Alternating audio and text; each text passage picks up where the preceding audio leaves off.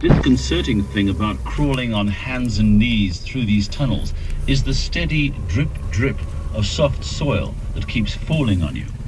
You start to wonder just how soon it'll be before the whole thing collapses. Usually it doesn't, despite the fact that many of the tunnels don't have anything to support the roof. There's usually plenty of air, thanks to vents that are painstakingly dug upwards with thin pipes.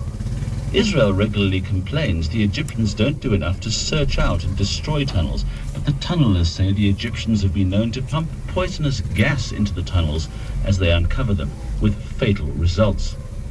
Last week, one of the tunnels did give way, probably because the Egyptians pumped in water from their side and weakened it.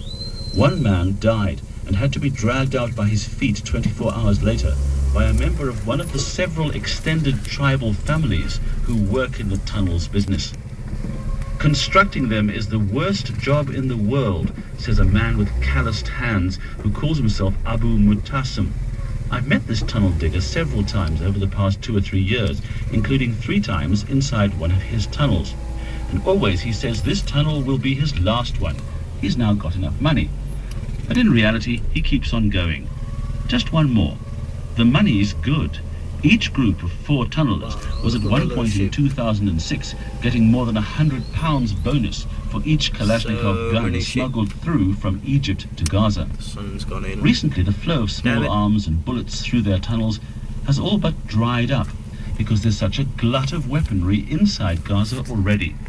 More than enough for everyone who wants one to have his own semi-automatic and a side gun and lots of ammunition.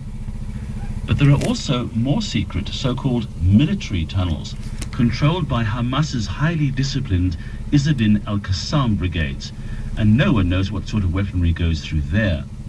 The Israelis believe it includes high explosives and some of the latest Grad rockets that can target Israel's nearest big city, Ashkelon. They're looking into some military solutions to tunneling, like deep penetration bombs. Before Israel pulled all its troops out of the Gaza Strip in 2005, the Israelis regularly found and set off explosions in the tunnels, but even they were only partially successful in restricting the flow of arms. Locals say there are now literally hundreds of tunnels along the border strip. The tunnel operators, known locally as snakeheads, believe they have little to fear from the Palestinian authorities in Gaza, provided their rulers get a cut of the proceeds. The culture of tunneling is so entrenched in the southern city of Rafah that the main barber's shop is called the Shahid's Salon, with pictures of dead diggers and tunnelers plastered on the walls and mirrors. All dead tunnelers locally are regarded as martyrs or shahids, even if their sacrifice was not for Islam, but for profit. The smuggling industry ground to a halt earlier this year when Hamas troops blasted holes in the land border between Egypt and the Gaza Strip. Thousands of Palestinians went and bought supplies and luxury goods in a massive shopping spree across Egypt. Now the Egyptians have sealed the border again. That, though, is above